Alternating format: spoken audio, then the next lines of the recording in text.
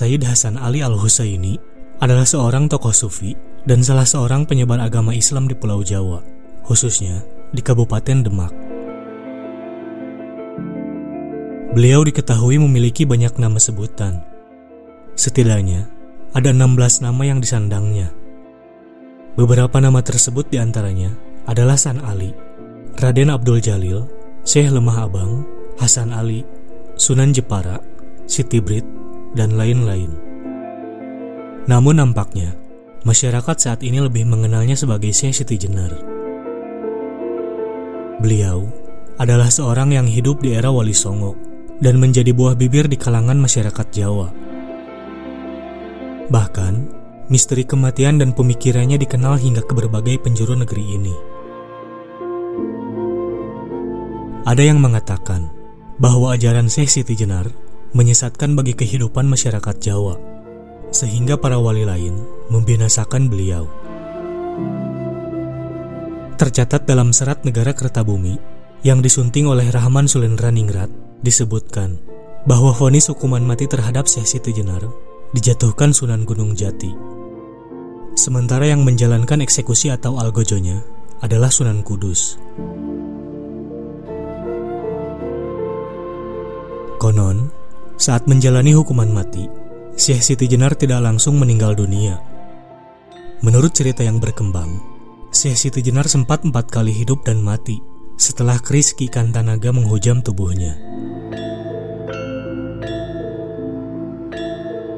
Dalam kitab Negara Kertabumi disebutkan bahwa Syekh Siti Jenar lahir di Semenanjung Malaka. Namun, sumber lain menyebut bahwa Syekh Siti Jenar berasal dari Baghdad dengan aliran Syiah Muntadar. Ia kemudian menetap di Pengging, Jawa Timur. Dari sana, Syekh Siti Jenar mengajarkan agama kepada Ki Ageng Pengging atau Kebo Kenongo dan masyarakat sekitar. Namun, ajaran Syekh Siti Jenar tidak disetujui para wali Songo. Lantaran, dalam ajaran yang dibawanya, Syekh Siti Jenar menganggap dirinya menyatu dengan Tuhan. Beliau adalah putra dari Syekh Datuk Saleh, adik sepupu Syekh Datuk Kahfi, tokoh penyebar agama Islam kondang di Jawa Barat. Terlepas dari misteri asal-usulnya, Syekh Siti Jenar merupakan salah satu anggota Wali Songo yang mengajarkan ilmu tasawuf wujudiyah atau tasawuf yang mengandung paham wahdat al-wujud di tanah Jawa. Ajarannya adalah tentang keakuan, I-amness, al-aniyah, ingsun, pribadi. Syekh Siti Jenar menjadi anggota Wali Songo atas rekomendasi Sunan Ampel. Ajaran lain yang ia bawa dan paling dikenal adalah Manunggaling Kawula Gusti. Ajaran yang menyatakan bahwa Kaula dan Gusti adalah satu, tidak berbeda, dua yang menjadi satu, atau kosong yang menjadi satu.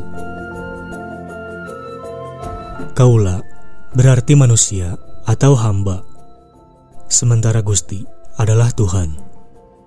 Arti harafiahnya adalah bersatunya abdi dengan Tuhan.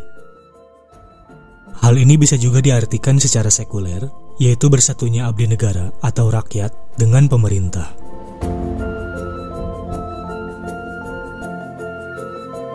Manunggaling Kawula Gusti juga diketahui merupakan tingkat tertinggi dalam laku perbuatan spiritual yang dilakukan oleh umat manusia yang menjalani ajaran tersebut.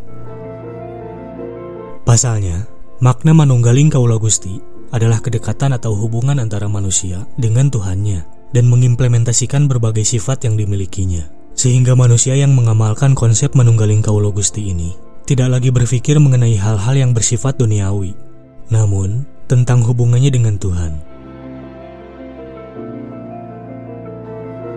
Ketika Syekh Siti Jenar mengajarkan ajaran tersebut, para wali lain, terutama Sunan Kudus, datang menemuinya untuk memberitahukan bahwa ajaran yang ia sebarkan sebenarnya tidaklah salah.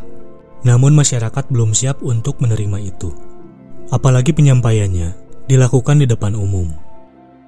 Sehingga beberapa sumber mengatakan bahwa sebenarnya yang dibunuh bukanlah Syekh Siti Jenar, melainkan ajarannya saja. Jadi, apa sebenarnya hakikat dari Manunggaling Kawula Gusti? Di kalangan masyarakat Jawa, manunggaling kaula Gusti tentunya bukan sesuatu yang asing. Sebab, ajaran tersebut menyertai sejarah perkembangan Islam di Pulau Jawa. Meskipun akhirnya menimbulkan kontroversial dan berakibat dihukumnya Syekh Siti Jenar oleh para ulama di zamannya, namun, ajaran tersebut ternyata masih ada dan menarik untuk dibahas sampai saat ini. Konsep manunggaling kaula Gusti juga merupakan salah satu pencapaian dari pelaku sufi. Sebuah fase spiritual yang tentunya menarik untuk dipelajari dan kita capai. Bagaimana mencapainya? Fase spiritual ini dapat tercapai jika hati, pikiran telah pasrah, berhenti menggugat, dan semua keinginan pribadi terkendali. Maka jiwa, raga, dan seluruh energi hidup hanya digunakan untuk mengabdi padanya. Menundukkan keinginan pribadi, keinginan Tuhanlah yang selalu dimenangkan. Manunggaling kaula Gusti terjadi ketika kita telah mampu menyerahkan seluruh hidup pada Tuhan, hingga kita mampu memasrahkan Tuhan bekerja mengurus ciptaannya melalui diri kita. Kita menjadi salah satu instrumen Tuhan ketika mengurus kehidupan semesta ini. Manunggaling kaula Gusti berarti ketika manusia telah mampu menangkap ruh Tuhan ke dalam dirinya. Selain Syekh Siti Jenar, di dalam literatur Islam, kita juga dapat mempelajari konsep ini dari Mansur Al-Halaj dan Jalaluddin Rumi. Tak hanya di Islam saja, konsep kemanunggalan juga telah dikenal umat Kristen, seperti tercantum dalam Yohanes 15:7, "Jika kamu tinggal di dalam aku, dan firman-Ku tinggal dalam dirimu, mintalah apa saja yang kamu mau, dan itu akan dikabulkan bagimu." Lalu, bagaimana penerapan konsep manunggaling kaula Gusti dalam kehidupan sehari-hari? Agar lebih mudah, kami gambarkan melalui sebuah ilustrasi. Ketika kita sedang mendapat kesulitan, misal kesulitan keuangan, ketika kita benar-benar membutuhkannya, namun kita bingung mau cari kemana. Tiba-tiba, secara kebetulan, kita bertemu dengan seorang baik, yang dengan segala kebaikannya, kemudian secara ikhlas memberi atau meminjami kita uang, hingga akhirnya kesulitan itu dapat teratasi. Begitulah cara Tuhan bekerja membantu kita, dengan cara mengutus seorang teman untuk menemui dan menyelesaikan kesulitan yang sedang kita alami. Bantuan seorang baik tersebut yang kemudian harus kita tiru, sehingga kita pun dapat menjadi perantara bagi Tuhan dalam menolong hambanya yang lain.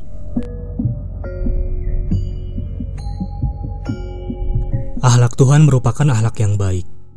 Dalam Islam terdapat Asmaul Husna, dan akhlak tersebutlah yang harus kita tiru dan kita wujudkan dalam diri dan kehidupan sehari-hari. Semakin banyak kebaikan yang kita kerjakan, maka semakin sering pula Tuhan bekerja melalui diri kita untuk memberi kebaikan-kebaikan kepada hambanya yang lain. Karena telah memahami bahwa diri kita hanya media, dan Tuhanlah yang sebenarnya telah bekerja, maka kita terhindar dari berbangga diri karena telah mengerjakan suatu kebaikan. Banyak manusia yang telah berhasil mencapai manunggaling kaula Gusti. Mereka lebih mementingkan diri untuk mengabdikan diri secara ikhlas demi kepentingan umat daripada mementingkan dirinya sendiri. Dalam Islam, mereka adalah para nabi dan rasul. Sementara tokoh agama lain ialah Siddhartha Gautama, Bunda Teresa, dan tokoh lainnya yang dengan ikhlas membaktikan diri untuk kepentingan umat dan kemanusiaan. Karakter nyata yang tercatat dalam sejarah untuk sosok manunggaling kaula Gusti adalah Nabi Isa alaihi salam. Itulah sebabnya mengapa umat Kristen menganggap Nabi Isa sebagai Tuhan. Karena melalui Nabi Isa lah Tuhan banyak menunjukkan kerja-kerja baiknya. Nabi Isa tidak memberi ruang bagi dirinya untuk menjadi dirinya yang manusia. Ruang hidupnya hanya untuk mewujudkan kebaikan-kebaikan Tuhan, menyatunya hidup Nabi Isa dengan Tuhan. Ketika Nabi Isa memberi kebaikan kepada umat, Sesungguhnya pada apa yang diperbuat oleh Nabi Isa tersebut, Tuhan sedang dan telah berbuat. Terlebih dengan mukjizat yang dimilikinya, semakin kuatlah keyakinan orang-orang menganggap Nabi Isa sebagai Tuhan. Namun, harus tetap berhati-hati. Dari pengalaman Syekh Siti Jenar, kontroversi dalam ajarannya bersumber dari anggapan bahwa syariat menjadi tidak penting ketika telah menemukan hakikat. Menurutnya, syariat hanya sebagai media untuk menuju Tuhan. Karena pemahamannya inilah, kemudian ia dianggap sesat oleh para ulama Islam di zamannya. Manunggaling Kaulo Gusti adalah konsep sufi yang kita pun tentu dapat mencapainya dengan komitmen untuk menjadikan kebaikan selalu menjadi bagian dari diri kita, menaklukkan ego, dan berharap hanya pada keridhaan Tuhan. Bila karena komitmen dalam berlaku yang baik tersebut kemudian Tuhan memberikan pengalaman spiritual kepada kita, itu hanya side effect. Maka dari itu, biarlah para manusia, satwa, tumbuhan, dan seluruh penghuni semesta kehidupan ini menemukan kebaikan Tuhan melalui diri kita. Karena sejatinya, kita adalah bagian dari Tuhan. Manunggaling Kaulo Gusti, menyatunya hamba dengan Tuhannya.